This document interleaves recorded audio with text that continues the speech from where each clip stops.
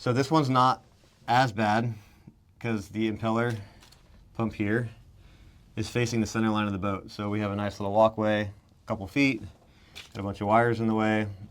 We have the bracket for the heat exchanger in the way, where if you were to use a different style impeller puller, or try to get in here with two hands, see if I can hold this between my legs, try to get in here with two hands to be able to get the same amount of pressure on both sides of your impeller to pull it off evenly, or needle nose. That's another one that is frustrating too, is your hands are buried deep inside while you're laying on your side, frustrated, and I want to show you a couple things, a couple methods with this tool that you can use to help alleviate that stress of the daunting task of pulling your impeller. Okay, so a couple key features. We have our through fitting. We're going to close that. We have our sea strainer. We're going to drain that. We're going to take the bolts, which, see, are hidden. We're going to take those off. We're going to take our lid off. A little bit of water is going to come out. It's going to be contained. And then we're going to get right to pulling our impeller. So I'm going to take this wire loom, move it out of the way so you guys can see better, and then we're going to get started. All right, let's go through this. We're going to close this valve. We're going to drain this, and then we're going to pull it. Okay, so now we have our valve closed. I loosen the drain plug up. Go ahead and drain it out.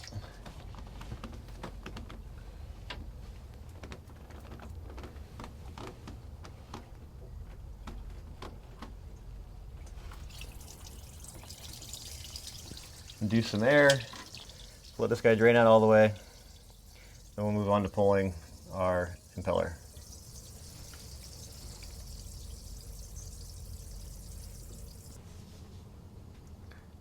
So now we have our through hole fitting closed, our sea strainer empty. Go ahead and take these 6 bolts out. Once we get our 6 bolts out, we can start pulling our impeller.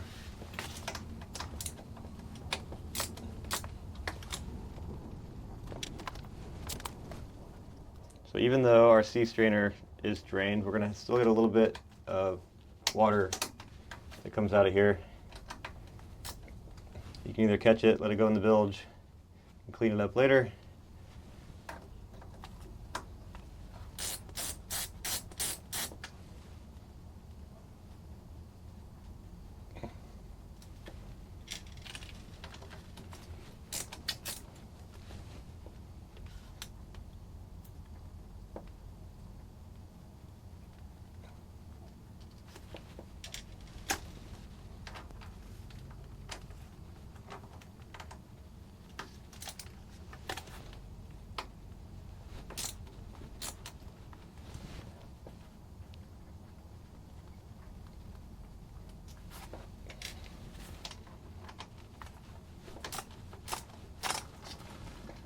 Okay, so we can hear a little bit of air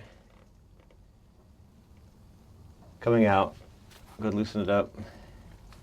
See how much water we get. A little bit of water. Not a whole lot though. A little bit more is coming out of the sea strainer. Kept that open. Take our last bolt out. All right, cover is off. Okay, so now that we have our impeller exposed, we can see on this one that the cam lobe is on the inside towards the bottom. Our O-ring groove here. So what we'll do is we're going to go off 2 of the widest spots. So I think up here and over here will get us as close as we can get to being in the center of our shaft. That's the biggest thing we want to do. So we'll put one arm here, one arm here. That'll get us to the center of the shaft, away from all the grooves. We'll take our tool, wind it all the way out, wind our shaft out. So when you wind this portion of it out, it makes your arms bigger. There's a certain point where the arms don't become bigger. So go ahead and put our tool in there. Remember what I was saying earlier with tight spaces is you can use this tool one-handed. Now we have it all the way seated. We can wind the knurled section in, which is going to close both of the arms in around the shaft. Once that is wound down by hand, then we can again grab our 9/16 with one hand, reach in here, and start to tighten this down. Once we start to tighten this down, we're going to be pulling the impeller out. So if you're laying on your side and you can only get one arm in here, you can do it one-handed. Okay, so now we have our tool slid in. We're going to work on tightening up the arms to the impeller.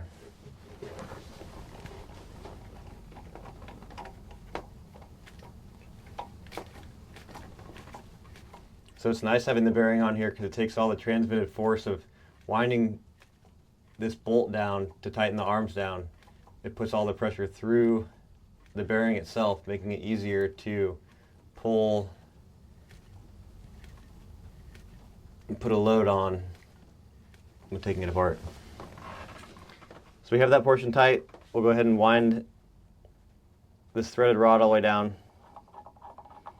until we touch the shaft. Go ahead and grab our 9/16.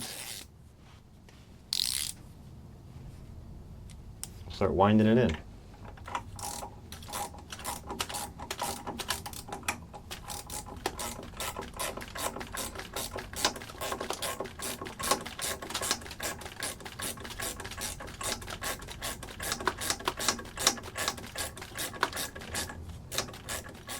So it doesn't take a whole lot of pressure to start winding this piece out.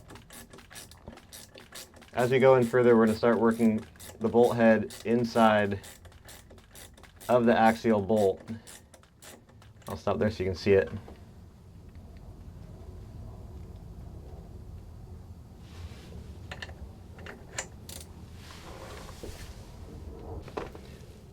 Okay, so we have the impeller about 3/4 of the way out. Come over this way so you can see it. So as long as we keep winding that bolt in, we're going to keep pulling the impeller out of the housing. So let's see if I can hold this up here.